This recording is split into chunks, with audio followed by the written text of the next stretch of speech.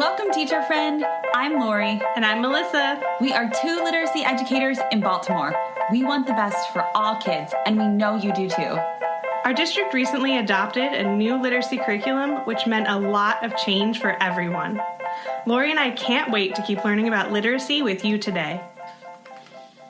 Hi, everyone. Welcome to Literacy Podcast. Melissa and Lori love literacy. We are very, very pumped up for our guests today. And I normally say excited, so I was trying to say something different. Good new word. Pumped. I'm actually super pumped because I feel like we've been waiting forever to talk to Ed Report. So yeah. Well, we talk about Ed Reports all the time, right? And we just throw it out there like, all green on Ed Reports. And we pretend like our audience knows what that means. And some of them probably do, but there are probably some people that don't. So, and even if they do know, I think it'll be exciting to dig in a little more of like, what really happens behind the scenes in Ed Reports? Yes. We are going to unveil the curtain today. Yeah. So we are very excited. We have two of our Ed Report friends here with us. We have Jess Box and Trisha Parker. Welcome to the podcast, ladies. How are you doing? Doing well. Thank you so much for having us. We're excited for the conversation as well. Pumped. Yes, very pumped. Would you mind sharing a little bit about yourself, what you do at Ed Reports, and also what led you to Ed Reports? So if you were a teacher or an administrator, we always like to hear a little bit about, your journey and how you got to where you are today. Absolutely. I can start. I'm Jess. I am our Director of Field Services at Ed Reports. So I lead the team of folks who work with state and district partners in the field, supporting them to use our reviews and reports as part of strong instructional materials initiatives, whether that's an adoption, conducting a local review, sort of building awareness around why materials matter. Lots of great work with educators in the field. I started my career as a fourth grade teacher in Washington, D.C., back before the Common Core, at a time when I had very poor quality curricula available to me. And so I spent a lot of my time as a teacher creating my own materials, which I enjoyed. I thought I did a good job. I did struggle as an elementary school teacher to do a good job across subject areas. So in each year it'd be like, I am nailing math this year, or I'm nailing ELA this year. And, struggling to do consistently well, designing my own materials across the board. So I, around the time of the transition to the Common Core standards, moved into first a teacher coaching role, and then moved into a role supporting a collaborative of educators across DC around the transition to the Common Core.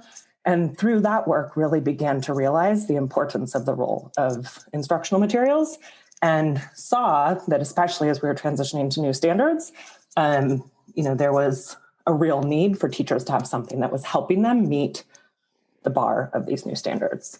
So I came to Ed Reports. I was working with another nonprofit at the time that Ed Reports was founded. We were working with school districts around the country, helping them with their transition to Common Core. And we were finding, unsurprisingly, that most did not have materials that aligned to the new standards. And so we were sort of helping them in that space. And I remember very vividly the day that Ed Reports published the first math reviews, because it was so exciting to have like a group of educators who had spent all this time in materials really reviewing them rigorously, and had found, like I was finding more anecdotally, that the materials in the market weren't really cutting it. So was really excited to join the team and be a part of this great work. That's exciting. And go fourth grade, right? Every good person on our podcast, every single guest we've had started out as a teacher of some sort. I love fourth graders. So it's such a good age of, sort of growing past being really dependent on you and really starting to be independent. And they grow so much in that year. Yes. Oh, love it. Trisha, welcome. How are you? I'm well, thank you. So I'm Trisha Parker. I am the Senior ELA Content Specialist with Ed Reports. I've been here now for, 4.5 years. My, how time flies when you're having fun. Right. And I started my career as an elementary teacher also, teaching third grade. And then eventually moved into fourth and fifth. I had a combination gifted room with fourth and fifth graders, and I tried to stay ahead of them all year. It was really fantastic. But it was really wonderful, except that I just constantly felt like I struggled to make sure that what we had was, in terms of materials, was working. And so I also spent a lot of time trying to write my own curricula, trying to come up with activities that were meaningful. We had a science curricula that they had stopped buying the kits for. And so I would have to try to describe for the students what the science activity would look like if we actually had, right? The things. That's so sad.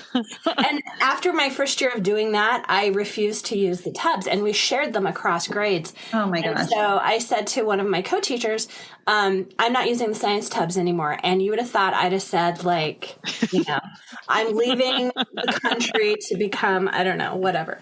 Anyway, she was aghast, and I said, these are horrible. This is not doing anything for kids. And so even as a relatively new baby teacher who was pretty sure I knew everything, I realized that these were not good. And so I feel like I should just write apology notes to so many years worth of students. But anyway, so after spending time in the classroom, I went on to the Nebraska State Department of Education as the ELA director, where I spent 7 years. And my very first task was to take a look at the Common Core state standards, and was immediately informed, but we won't be adopting them. And Nebraska notoriously has not adopted. But you still need to know them really well, because we're going to start standards revision in a couple of years, and you need to know them, but we're not adopting them. And so it was a really interesting balance. We had the opportunity to provide feedback, to be a part of that group. And Nebraska never has adopted. We did adopt new standards in 2014. And then after that, I decided, we'd done all of the implementation, and I needed a new challenge. I was ready to move into something different. And I also really was frustrated by the fact that Nebraska, like many other states, is a local control state. It's a gift and a terrible thing at once. And because we weren't allowed to talk to districts about instructional materials. And so we were, as the State Department of Ed? Yes. Right, okay. We could talk about, certain methodologies. We could talk about strategies. I could go out and give workshops all day long on strategies, but we weren't really allowed to interact with publishers or talk about the programs. And that was frustrating to me, because I watched so many districts, especially tiny little districts that have one teacher for 2 grades, right, who were frustrated and angry because we couldn't give them any help. And so just as I had transitioned or was getting ready to find something new, one of my friends who I had met through our national organization sent me a job posting, and it was for this position at Ed Reports. And 4.5 years later, here I am. So, and it was exciting too, because now we've had the opportunity to work with the Nebraska Department of Education again. And their chief academic officer has said many times, local control isn't an excuse for not taking leadership. And so they've done a lot of work now, and actually have worked really hard to get really good instructional materials into our state. So small wins. Actually, huge wins, right? Huge. I'm thinking it came full circle. Yes, absolutely. So I'm wondering, you guys talked a little bit about how you got to Ed Reports, but I'm wondering if you could tell us a little bit about where Ed Reports came from. Like, how did it even become a thing? Why is it important? Absolutely. So when the Common Core standards were published in 2010, of course, all of the publishers were scrambling to apparently print stickers that stated that they were aligned to the Common Core. These stickers.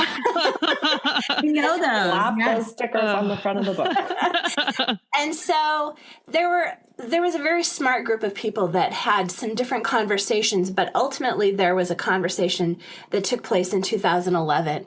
And it was around the fact that we now had these national standards that most states had adopted or nationally recognized. They weren't really national standards. And that there needed to be instructional materials that would support those new standards and the shifts within those standards. Because we know that there's a lot asked of teachers, and to ask them to bring current materials up to that level was going to be really difficult. And so there were some great folks, Sal Khan of Khan Academy, Maria Clave, who's the president of Harvey Mudd College, Carol Dweck, who a lot of us know from her mindset work. They all came together. There were governors and superintendents and all kinds of really, really intelligent people who care about kids. And they came together to talk about what was needed to support teachers and students and to meet the standards. And they decided that they needed a new way to vet materials. And so what was born of that was this consumer reports style of looking at materials, being very factual about it, presenting what's there, what's not there, and then presenting them for free so that school districts could make some intelligent decisions as they were purchasing, and not just relying on the information that was provided by publishers. So in March 2015, we just celebrated our birthday. In fact, we published our first set of math reports, and the rest, as they say, is history.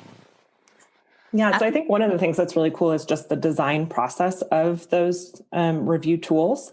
We started with K-8 math and expanded from there, first into ELA and now into science as well. But that process is really rigorous in terms of working with a big group of experts and educators to develop those tools. So it's not like we just jumped in all content areas. It's really been a growth over time, starting with those math reports in 2015.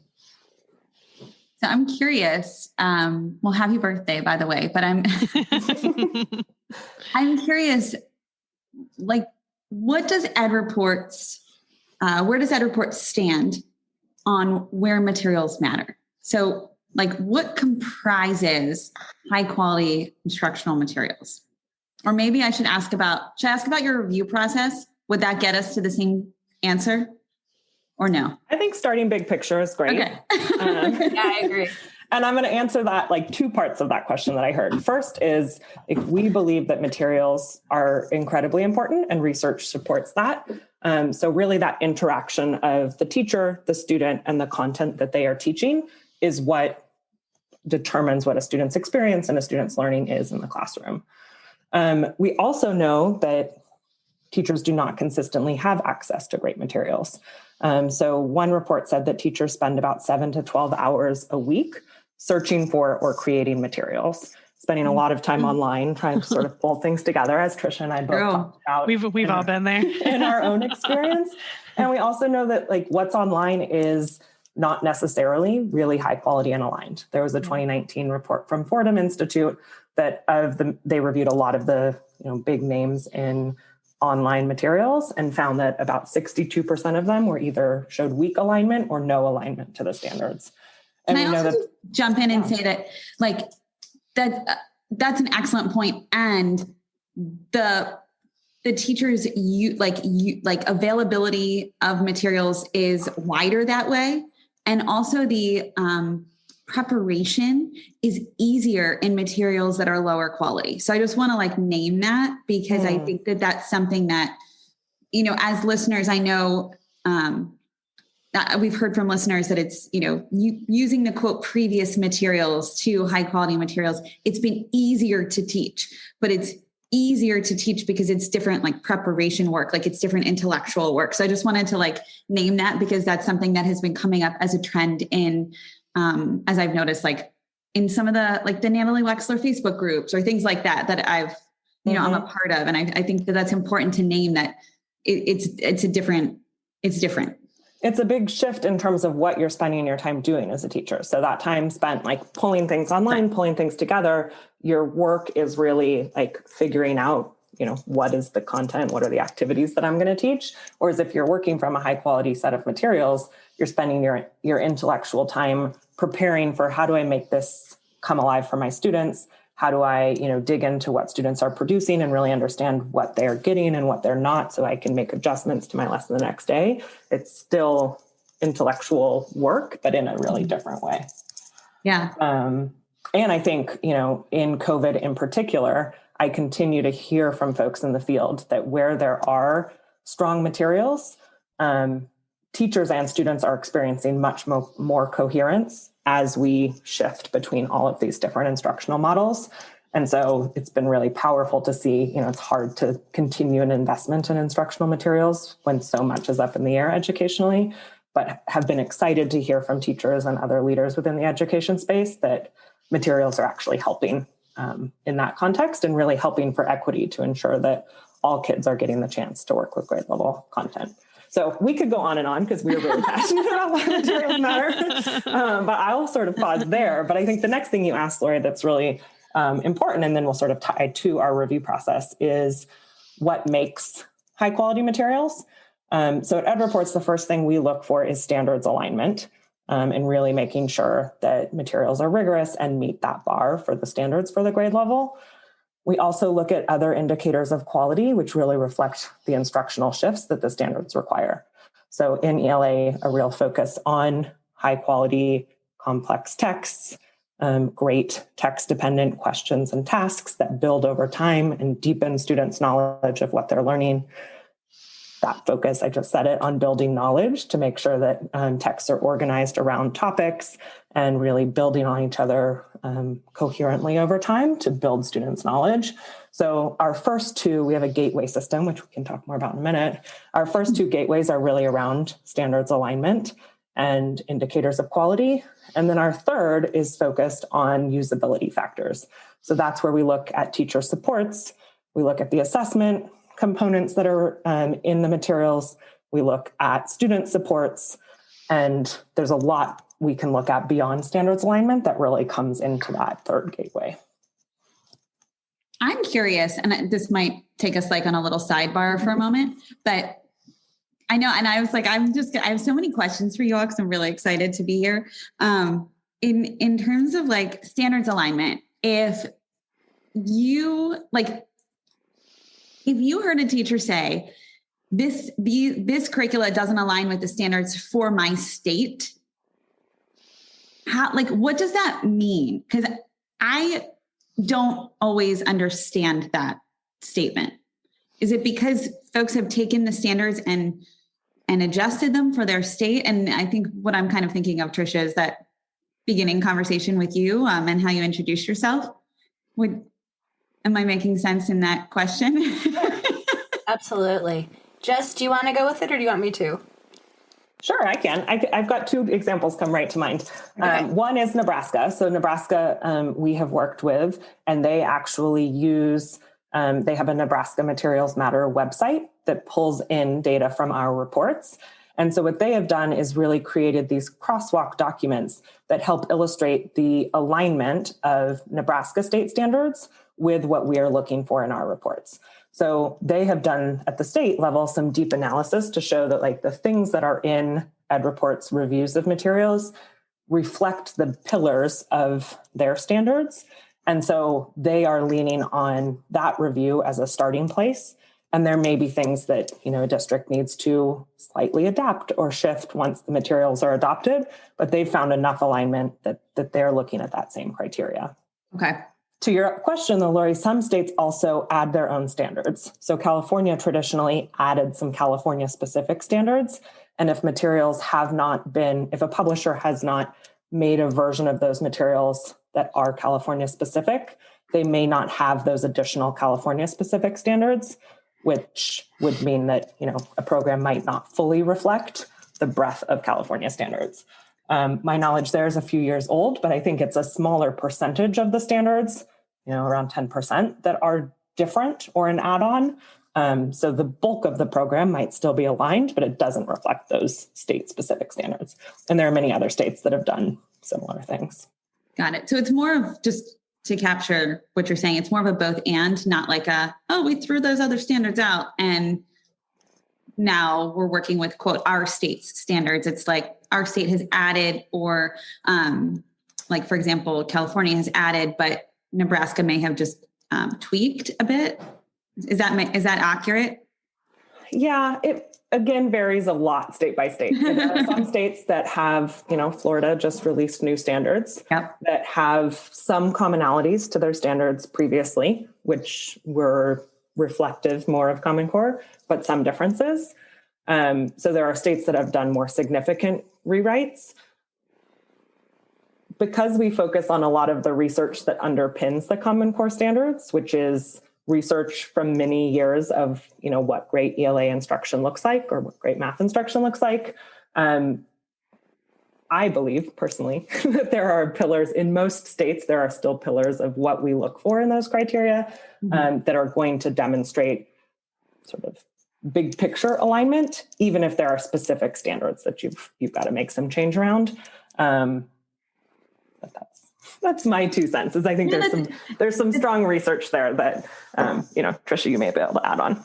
Yeah, sure. I think about specifically in ELA, there are certain things that we've the science of reading that all of this research that we use to build the tools and to build our processes, that there's certain things we know have to happen in a certain order, particularly in ELA, in order for students to learn how to read. And that doesn't change whether you're in Louisiana or Nebraska or Alaska. They still have to learn sounds. They still have to learn letters. Like, there's very specific things that have to occur. And so we don't see as many hiccups with that across grade levels as much as we do with things like, does a program have cursive handwriting in it? Some states have specifically called that out in their standards, whereas other states are not as concerned about it. They just want students to write legibly. So, that would be something that you would want to read the indicator reports carefully and inquire about that. Does this program contain this, or is this something we're going to have to supplement? But I think, like Jess said, there's certain pillars within a content area that we know must stand and are common no matter where you're teaching. Thank you. That's really helpful to just like conceptualize and thank you for both like the big picture view and the deep dive examples. I think that's really helpful, especially for those listening who are, all across the United States. And we even have some folks in Australia, right, Melissa? We do. Ooh, that's where you get outside of our knowledge. I don't know Australia's standards, unfortunately. It's not too many of our Australia friends, but we do love our Australia friends. You all reminded me of, I saw a Facebook post somewhere at some point where someone was talking about ed reports and they were like, well, it's just standards alignment. That's it. And, it doesn't really take into consideration everything that students need to learn how to read, which is, I love that you just brought that up, Trisha. But I immediately found the Ed Reports application of Scarborough's rope, and I was like, wrong. Y'all are wrong. So just wondering if there was anything else you all wanted to add in about that, because I just thought it was it's just interesting for me to think about that it's not just standards alignment, although that is a big part of it. Well, and so, when you think about high quality materials, it's all of the things Jess said. And in ELA, we have, especially in K2, that focus on foundational skills. And you have to get it right there. And Scarborough's rope and the simple view of reading really sort of describe that very clearly. And I love Scarborough's rope because it really illustrates that the strength of a student's ability to read is wound up in so many different things that are interwoven one with the other. And standards tend to parse those things out a little bit at times. And so we have to make sure that the way that they're being taught and that the materials support having those elements there and done in such a way that it will create the best opportunity for students to become strong readers, writers, communicators, and so on. And so we have looked deeply for a long time at Scarborough's rope, at all of the conversations that have been happening around the science of reading. And I just want to say I am so grateful, and I've listened to several episodes of your podcast where folks have talked about that specifically. And we're so grateful that there's this new heightened focus on research and on knowing better and doing better, right? And so we have been looking at that in terms of our tools so that we can help people to understand where that does come in. And so that we have a new blog post, we have a new graphic that really intricately describes where that's found. But to understand that, you have to know that we've recently made some revisions to our tool. We are a learning and growing organization. If we're not continuously learning and growing, then, we're not we're not following our best practices. And so we've updated some things in the tool. And one of the things that we've done in the K2 tool is to update the foundational skills section. And so you'll see that those indicators are teased out. You can see all kinds of Romanettes in that graphic where they're teased out by individual pieces so that people can better understand as they read our reports what's there and what's not there in a particular program. And I think this is going to be a game changer in terms of that conversation you were talking about, Melissa, seeing in social media where folks have misunderstood how we support the science of reading in our reports. Mm-hmm.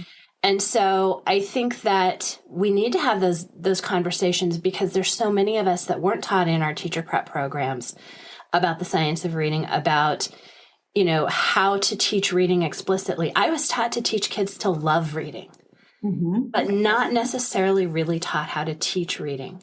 And so there's guilt and shame that's attached to that. And I think this is that place where we say, no, we don't shame our students for not knowing things. Why are we shaming ourselves? We expect them to learn and grow, and we want to do that too. So, yes, we have these tools, the different components of phonemic awareness, phonics, fluency, all of that is wound up in those indicators in our reports. The other thing to understand about that too is the fact that the foundational skills section is the third section of our first gateway for both K2 and 3-5. And it's one section of a total program. And that's really hard when we know that that's so very important. And the way that we've indicated that that is important is that it's a fail-safe. If a program does not pass that third section, the review stops in its tracks and does not go forward. And so if you have terrible foundational skills, you don't teach any of it, you're not moving forward in the Ed Reports review. So is that helpful? Too much information? I don't know. I think it's helpful. Great. And you know what else is helpful? So if anybody's listening to the podcast and they have an opportunity to do this, go to Ed Reports and pull up the review tools, because it's helpful to see the graphic. Like I just did that while you were talking. So it's really helpful to see the step 1, step 2, and the gateways, and to see the color coding within that. So as you were speaking, I was visualizing how you get through the green gateways, or, if you're yellow, what does that truly mean? So that was really helpful. Okay, good. Yes. So who does these reviews? Yeah. How do these happen? Oh, that's exciting. It's just you two? It's just Jess and I hang out with a lot of books. So the thing that I love the most and what really drew me to Ed Reports is that we are a for educator by educator organization. Our work is done with educator teams of about 5 people. Lots of diversity in those teams. We have folks literally from all 50 states, I think, that have participated at some point or another in our reviews. And the thing is that they are grade band experts. So they've taught in that grade band. We have a large number of coaches. We have administrators who are, formerly there in the classroom, higher ed folks. So we just have all kinds of different people who come together to do these reviews. And they take about 4 to 6 months to do. We really only look at 2 or 3 indicators per week, and that allows the educator reviewers to go in and really focus in on specific slices of the program rather than trying to look at everything at once. It's sort of like when you grade writing, sometimes you can get lost in the weeds. And so we give them time to get lost in the weeds because that's where the rubber meets the road, right? And so we want to have them in that deeply. There's internal calibration that happens. We work with the educator teams as they're reviewing. We watch across, for example, a K5 program. We have 2 separate teams that review the K2 grade band and then the 3-5 grade band. And we also have another team that reviews only those foundational skills indicators. And this special focus team is made up of individuals who are highly trained, who deeply understand the science of reading, who deeply understand what needs to be in a program for students to learn to read, and they only review those indicators. And so we really, by the time we are done with a review, we have at least 10 educator reviewers who have been in those materials providing information. And then we work within the internal team to look across the reports to make sure that the information makes sense. Sometimes we'll see differences across grade bands. And we really want to make sure that everything makes sense and that by the time it gets to the end user, to you, that you really can read it and understand and make sense of it as you're trying to make decisions about how to spend millions of dollars in your district. That's right. And that matters. So they meet weekly. The educators review on their own. They gather evidence from the materials. They put it into a Google Doc. They come together and have an hour-long meeting every week, come to census on ratings for a particular indicator or set of indicators, and then they revisit the indicators that they're getting ready to review next, talk amongst themselves, calibrate, make sure they understand what they're looking for, and dive back in on 2 or 3 new indicators. And so that happens week after week over the course of about, we usually say 4 to 5 months. Can I jump in with like a little question around, can you take us through a very basic example? Like, can you take us through, like, for example, I'm grabbing a curriculum off the shelf. I'm going to walk into your Ed Reports office and I'm saying, Jess and Trisha, this needs to go through a review. Can you Reader's Digest like version of what's the first thing that happens? Like very specifically Gateway 1, and then, oh, I passed Gateway 1. What's Gateway 2? Like, can you like do that? Not in a way that's like takes us a year and a half, but just a brief. Sure.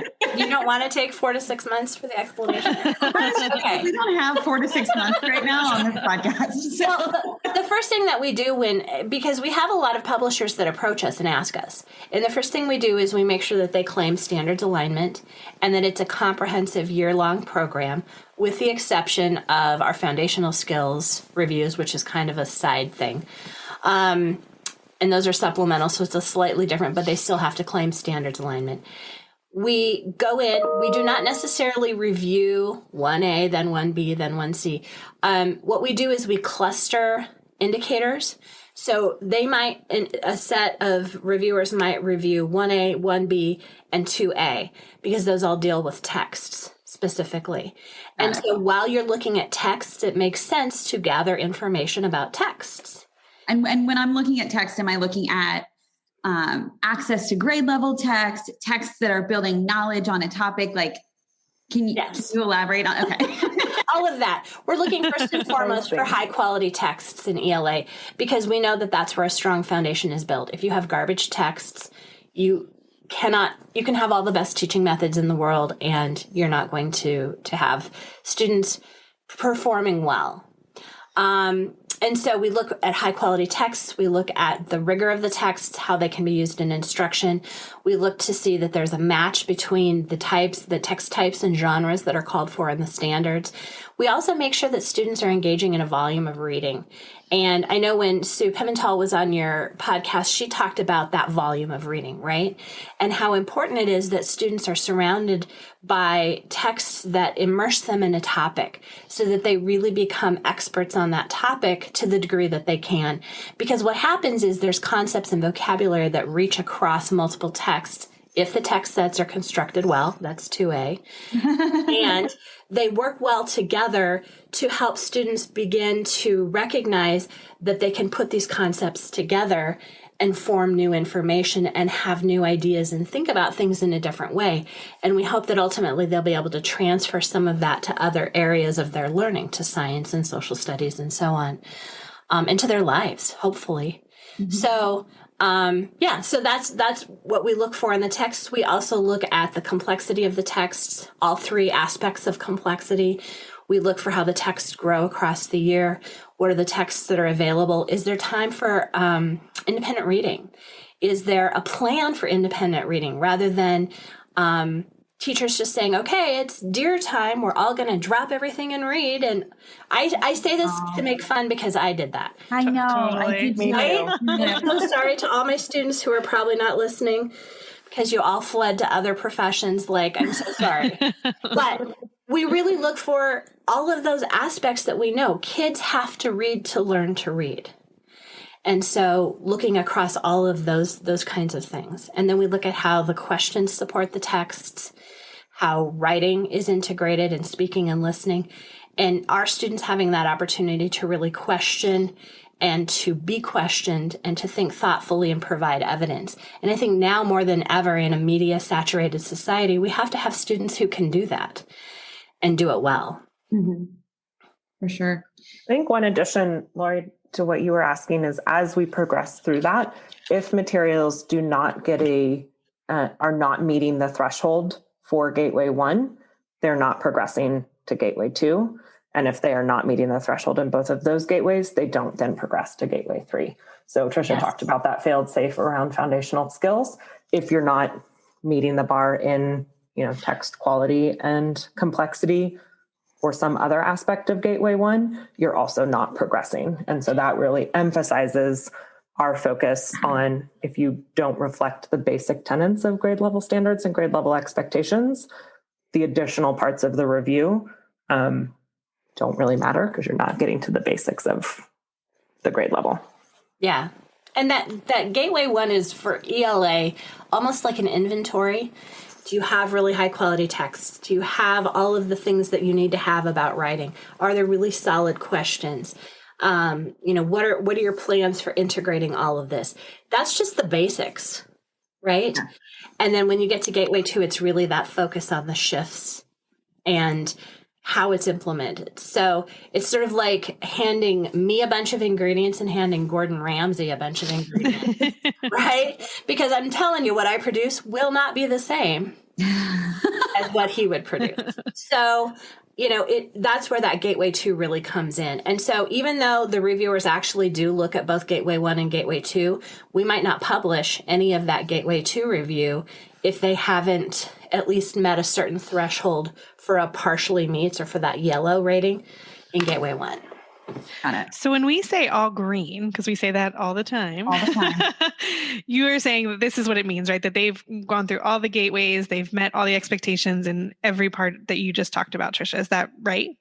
Yeah, they've met a minimum threshold for the expectations. And not all greens are created equally. Each one has its own nuances. It has its own strengths.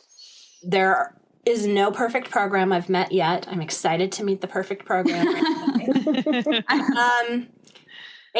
But there's no, I think it was Bob Marzano who said there are no silver bullets, only silver BBs, right? We know there's no silver bullet out there. There's no one program that's the perfect thing. And so there may be, as you look at Gateway 3, there may be places where students are going to not have certain supports that a district would have to provide. Or even as you look across, maybe their vocabulary instruction is not 100% the way we'd want it to be. So that's why it's so critical for consumers to take a look at the reports, either if you're in the middle of an adoption or if you've implemented and have a current set of materials to look across those. To see where those places are that you might need to provide some additional support and to make sure that that part of the program doesn't fall apart. Because the gateway is really a roll up. We rate at the indicator level, which rolls up to the criteria, which rolls up to the gateway. So there could be a gap in a particular indicator within that gateway. Mm-hmm. So it's important to really drill all the way down. And as Tricia was talking about, it relates a lot to the work we do in the field, supporting districts with their adoption, because you could look across a lot of green materials and they're going to have different strengths and weaknesses in terms of places.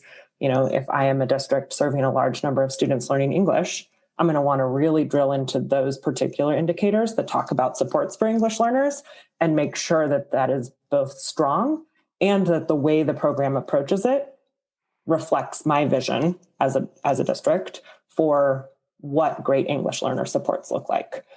So there are real differences, especially in ELA, when we think about instructional design and the pedagogy around the materials. And so being able to be super clear as a district in what's our vision for what great literacy instruction looks like. What does that mean in terms of the types of text students are reading, the types of topics, and then being able to drill into the indicators to say both of these programs are green. But when I look at this program, it's using full authentic text, and this program is using excerpts. And my vision as a district maybe goes one way or the other in terms of where we want to focus. And so really being clear in like, what's our vision for instruction? Who are our students? Who are our teachers? And what are our particular needs? Then helps guide your investigation of the materials to say, these are the ones that actually are going to best meet our needs. Even though there are other green programs that just reflect different pedagogy or different particular strengths. I think that conversation is so important because I think we so often are just hearing like, it's all green, so we're good to go. Yeah. But yeah, those nuances are just really important for districts to think about. Yeah. And it's why the adoption process is so important. Like we are very passionate that materials matter. The actual process for adopting materials also really matters. If you're not taking the time to really invest significant time, resources, people toward determining what your instructional vision and priorities are, determining how different materials reflect that, really spending time digging in and investigating with a broad range of stakeholders across your system, it's not likely that you're going to get materials that are a perfect fit for your needs. And if you're not engaging folks throughout that process, you could actually find ones that are a great fit for your needs, but you haven't engaged teachers throughout the process to get their input and to make sure that those closest to students' everyday experience are actually seeing that the materials meet their needs. So we work a lot with districts on how do you reimagine what an adoption process looks like that really engages folks across your system. Yeah, that's really important. I have to say, I felt like Baltimore did that really, really well when I was there with Melissa. And, I remember sitting next to teachers and poring over materials and not just listening to, the folks from Wit and Wisdom or the folks from other places share, their presentations, but really like being surrounded and immersed in a variety of materials that helped us to make decisions about what would be best for our students in our district. I'm curious if you could give some more examples, because I thought that was really helpful, Jess, when you conceptualized like all greens aren't equal. And here's an example with like the texts in terms of the books that students are reading or excerpts. Are there any other examples that I know I'm asking you on the fly, but are there any other examples you can think of that would help our listeners conceptualize like the idea that all greens are not equal? And that's not necessarily a good or a bad thing. It's just how that green meets your needs as a district. And we know there's lots of options out there. Yeah, a handful of other things that I think about in ELA, how streamlined materials are is a big differentiator. So we actually, in those tool revision that Tricia talked about, we have some new indicators that focus on bloat in particular in ELA materials, because we know there are materials that pack a ton in. And so that's actually a challenge as a teacher to navigate, what do I prioritize? But when I'm working with districts, that's a big thing that folks consider. Are they a system that actually wants to have all of that content that is probably beyond what you can teach in a year to give teachers the ability to navigate that and pull in what they want? Or do you want a program that is more streamlined and structured and you've got sort of a clear path through the content? So that's a big distinguisher. Can I jump in for a second on that? The other thing we've noted, we've seen a few times, is where a publisher wants to please all masters. And so they include, you can do this path, or you could go down this path, or if you really like this, you can go over and do this thing. And it leaves teachers confused because it gels into one teacher guide. And so it's like the ADD guide to teaching reading. Mm-hmm. And it becomes a problem. And so that's where those new indicators in Gateway 2, 2G, and 2H come in. Thanks for it reminds me of those books back in the day that I used to read, like the Choose Your Own Path, and choose your own adventure, and then turn to page 27. And it was always very confusing, but then I also wanted to know all the other paths. So yeah, and what happens if you can choose your own path right away from alignment? Correct. Yeah. I feel like that's right. Melissa and I have sat in some of those. We won't say, but I feel like we've sat in some of those. I bet you have. Mm-hmm. I remember like actively eating a lot of chocolate during those presentations because I was very stressed. It made me very stressed out. Yep. Another big area where I find districts distinguishing is what I mentioned before around English learner supports. I think the way programs approach that can vary, and the depth to which they, a program that meets expectations is likely going to have some English learner supports, but what that looks like and the depth we go into varies a lot. And so as more districts are really thinking about how to best serve that group of students, that's an area where folks spend a lot of time. An area where we are increasingly providing evidence, but I also see districts doing some of their own investigation beyond what's included in our reports, is in the representation and relevance of the texts and characters and authors. So we, again, have some new indicators where we are providing more evidence in that area. We're also trying to bring more evidence into some of the indicators that Tricia mentioned around texts, around, what identities are represented, how are characters of diverse perspectives being represented. But at this point, I would not say that you can get every piece of information that you need in that area from an Ed Reports report.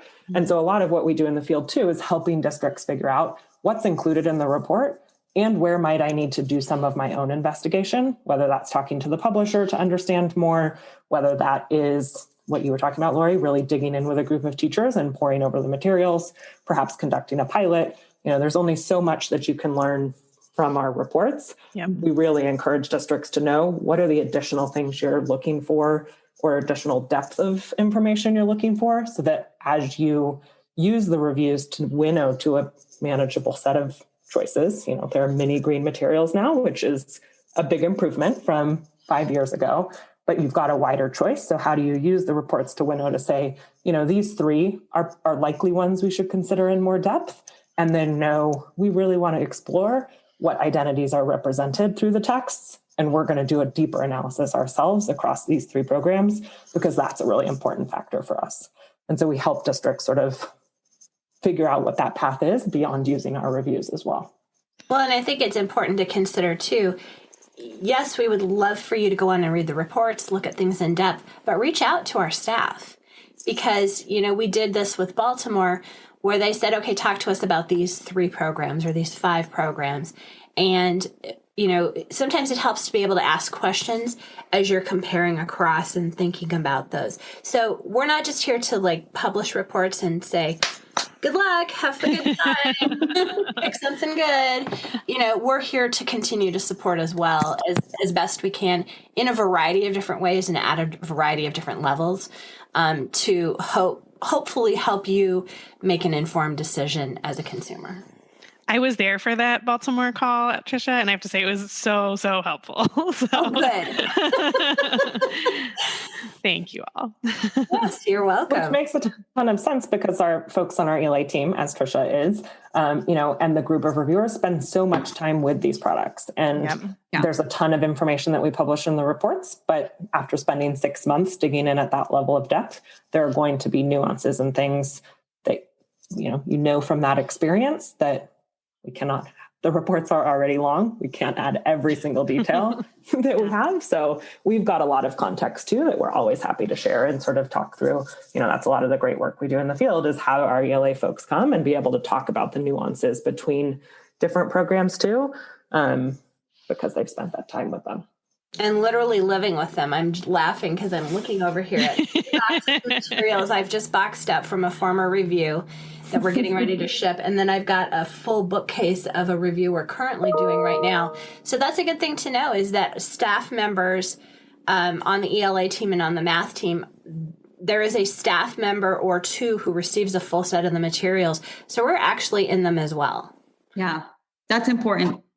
One of the things I think the what you're all talking about is reminding me of is how, when I was in Baltimore, that the supports that Ed Reports provided in the reports, like the information and then the supports throughout the process, really helped me to reimagine and re-understand some of the things that you just shared. Like, for example, supports for our English language learners. What does that actually look like? Previous to high quality instructional materials, I don't think I could have answered that question. Supports for or information about texts and really what are solid grade level texts, and how do we create text sets or materials that grow over time to support the students' understanding and building knowledge? And again, like provide those mirrors and windows. I'm obsessed with talking about that. But I don't think that I could have really answered that before going through the adoption process with Baltimore and seeing those high quality materials. So would you mind sharing a little bit about, you have an adoption steps resource. Would you mind sharing a little bit about how it helps districts on their journey to high quality instructional materials? Absolutely. So on our website, we do have a resource. If you hover over resources at the top of the page, you will see some COVID resources, which are specific to our current context, and then you'll see our adoption steps feature. So when you click there, it's organized around our 6 adoption steps, which we have crafted as a framework based on the work that we've done with many districts like Baltimore across the country over the last several years. And as I said a little bit ago, we really do believe that how you adopt matters so much.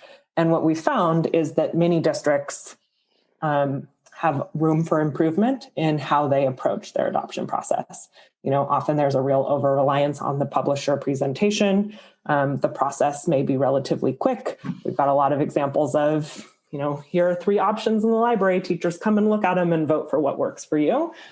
So we really help districts through this adoption steps feature and our direct support in the field, help them work through this process to really get clear first on the first 2 steps are really around your local context, which I've mentioned a few times, like what's your vision for instruction? Who are your students? Who are your teachers?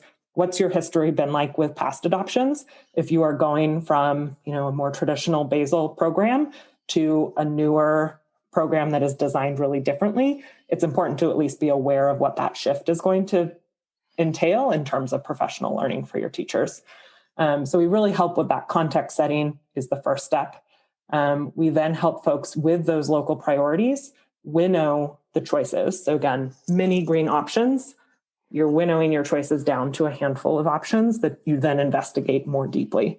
There are lots of ways investigation can look. It can look like a book study, can look like a pilot, it can look like a conversation with the publisher to get more information. And that feeds into informing your decision. It's important up front as part of your process setting to get clear on how you will make a decision. That's one misstep we see in a lot of districts, maybe piloting 2 programs with different sets of teachers and not being clear against what criteria you're evaluating those programs at that point. Mm-hmm. And you've got a group of teachers who love this program and a group of teachers who love this program. And you don't have a clear way of saying, here's how we're going to gather some concrete information and make a really informed decision. And then the last step of the process is hugely important, and we've talked less about so far, but it's actually planning for implementation and the ongoing professional learning for teachers and leaders, not just in the launch, but over time. So Lori, what you were talking about with the learning you did through the adoption process is awesome. We love, a good adoption process means that those who are a part of that process are really learning about what materials look like that reflect elements of quality, the standards, et cetera. But we want all teachers to have that. And so districts really need to have a plan for what's that ongoing learning, curriculum specific and embedded in the day-to-day work that's going to help teachers really understand, why are text sets designed in this way? What are the best ways to teach vocabulary? What does it mean to really make sure your students have those windows and mirrors? And especially if you are making a shift to a different type of program, or, you've traditionally created your own materials, what it takes to do that intellectual preparation that we were talking about at the beginning is a huge shift.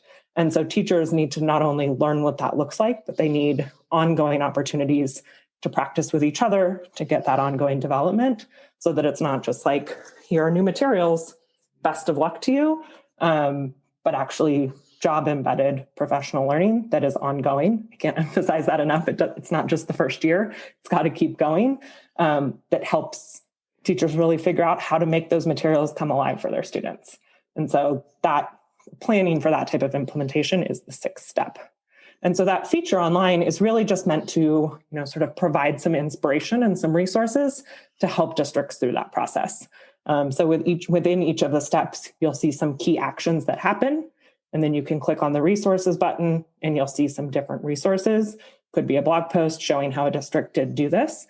We've got a great case study on the work that Baltimore City did that shows, what that process looked like there. Or it could actually be a tool to say, you want to create an instructional vision. Here's a tool that might help a team walk through that process.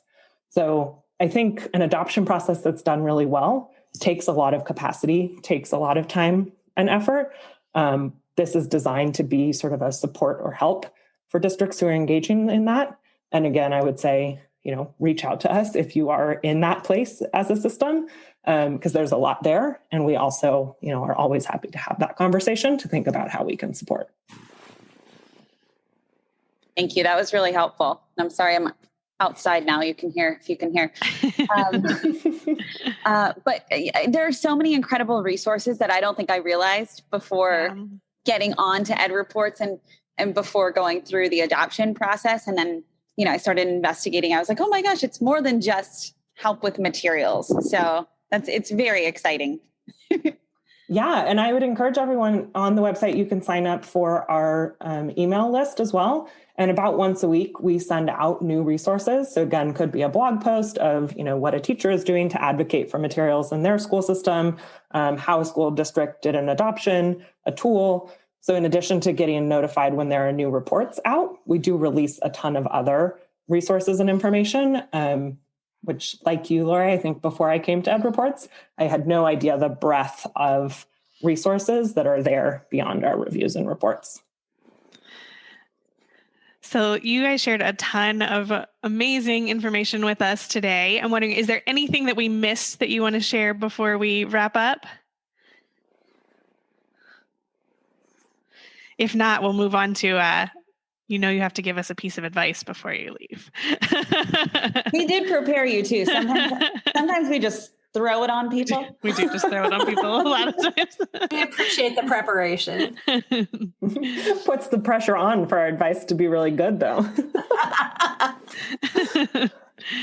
That's actually a really good point. We should just do it spur of the moment and not let anybody know. They'll feel better about their quality control. Or, send a little prep, but then don't let everyone know that you got the chance to think about it before. So what is one piece of advice you would leave for our listeners? My advice is that teacher voice in all materials work really matters. And so I know there are many teachers listening to this, and really knowing the power of your voice in either advocating for great materials, in being part of an adoption process, in really understanding what materials you have and advocating for professional learning and support around those materials. We do a lot of work with teacher leaders as well on our team. We have a fellowship where we work with teacher leaders over the course of a year and really support them in developing their advocacy. And I am always surprised to hear folks in that group who are really incredible teachers and leaders in their communities saying, I didn't know I had a voice that could be listened to and was so powerful in this conversation. And so I would just highly encourage any teacher listening to think about how you can build your own awareness of why materials are important, what you're looking for in materials, how your materials are working for you, and get to know the process and the landscape in your local community to understand how those decisions are made, and use your voice, whether it's sharing with colleagues, talking to your administrators, talking to district folks, sharing things online. Your voice as the people who spend time every day in the classroom with students is so critical to making the best materials decisions. And so I can't encourage enough you to use that voice and to speak up for what is going to help you really have the best experience with your students and help your students be as successful as we know they can be. That's great advice. And it's funny how often not funny, it's sad how often that voice is left out from this process. Sure. And so I think just knowing, even if no one is asking you, you have a space to say, this matters. This is important for my students. Here are the things that really matter in materials. And hopefully, you can find information on Ed Reports that can help you get some inspiration. We've got some great stories around teachers who have advocated in really powerful ways and made a huge difference with their voice. Excellent. Wow, that's better than the 2 buttons in the coffee can method that we used at our district. You got 2 buttons and there were coffee cans by each set of materials. We had an hour to look at them. Fantastic. Teacher voice right there.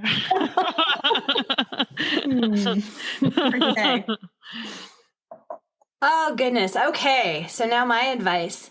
I think the thing that I've heard over and over from teachers is I don't want to adopt new materials because I've spent so much time creating my own, or it's just going to be scripted and tell me what to do. I've been teaching for 15 years. I think I know what, So my advice would be not to see materials adoption as a loss of autonomy, but or a comment on your ability, but really as the opportunity to free up your time, to spend time with your students and to really spend time becoming a better instructor. We all know that our best lesson has yet to be taught. And so we want to work with that and, work with the new materials as a way of strengthening us as teachers, as strengthening our instruction and supporting the students who need us so very much. And especially now where the support for students has changed so much and our ability to work with them directly has been impacted, nationwide, worldwide. So I think the other thing too is that sometimes districts don't consider, if they haven't gone through getting buy-in from teachers, they don't consider the emotional toll on taking a teacher from a particular methodology in one program and completely pivoting to something new. And again, it's not a commentary on what you've been doing. It's a whole district moving together to surround kids, to give them what they need, and to make sure that you're giving them the best start in life that you can, because our future depends on it. And so it's okay to let go of those things, to not feel hurt by it, but to see it as a place to grow and learn. We love that. That's excellent advice from both of you. Thank you. Well, we are so grateful that you took some time out of your day, actually a lot of time out of your day, to talk to us. And we know our listeners are just going to value this podcast so much, because Ed Reports is something that we talk about constantly. And just to hear it directly from you is really important. Yeah. So thank you. I learned a lot today. So I hope our listeners do too. Yeah. Thank you so much. Thank you. Thank you so much for having us. It was wonderful. Really enjoyed the discussion. Good. Thank you.